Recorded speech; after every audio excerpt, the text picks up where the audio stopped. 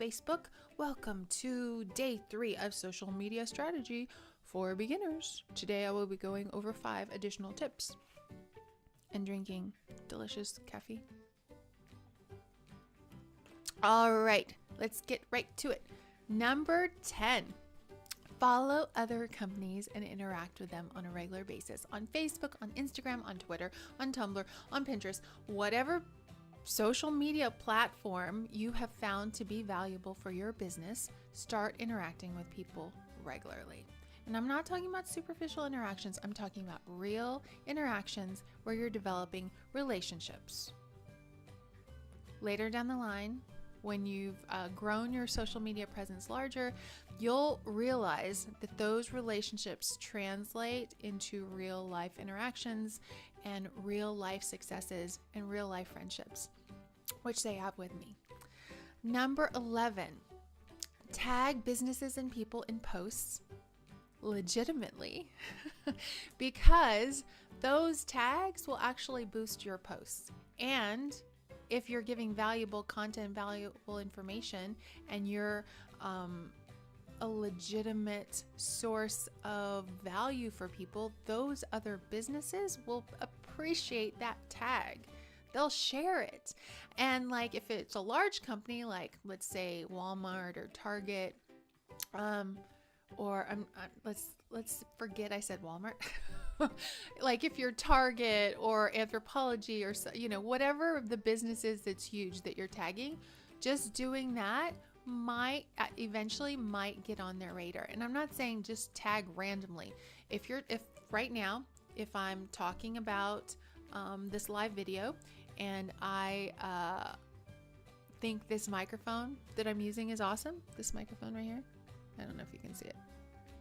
If I think this microphone is awesome right here, guess what I'm going to do? I'm going to tag the iRig mic. It is a pretty awesome mic. So that's a legitimate tag because I'm legitimately talking about my love for this new microphone that I bought. So make sure it's a valuable tag. Okay. Oh, this is a huge one. And I'm glad you waited through this video to get to this very valuable tip. And I'm only going to give it once. Okay, maybe not. I'll probably do a whole live video on it.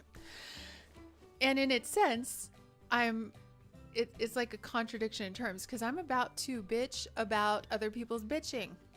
So when a business talks about, say for instance, someone comes into a store and they're really upset and they create a stink in this restaurant, and then the restaurant goes on Facebook and talks about this customer and talks about how insane they were and they can't believe that they did that, and this restaurant is better than, I'm just making stuff up, right?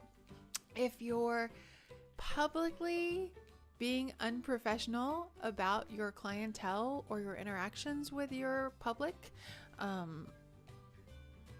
what does that say about your business? That makes me want to have nothing to do with your business. If you're talking about a client doing, like, let's say you're a photographer. I've seen this a lot with photographers. And you go on your public page or your private page, but it's a public post, and you're talking about how horrible this client is, then I am never going to refer someone to you. I'm never going to want to work with you.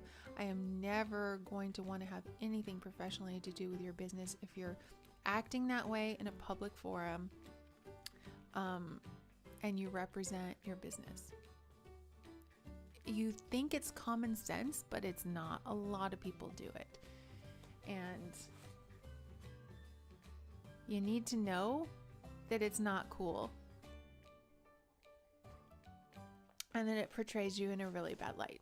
And if you're watching this video and like thinking like, oh, she doesn't know what she's talking about, well, then maybe it's you. Rant over. Number 15.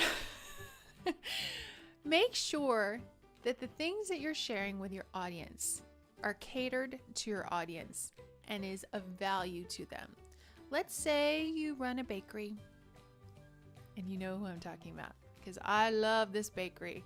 and we're going to do wonders for your social media marketing for your bakery. Let's just say that you created this amazing Easter egg cupcake, and it's a really easy recipe. I mean, you can make it great because you're an incredible bakery, but people are in love with it, and you're like, oh, I think I'm gonna share this recipe and share this incredible photo of this little Easter cupcake with people. People are going to find that of incredible value, and they're going to share that because they want to make that gorgeous cupcake.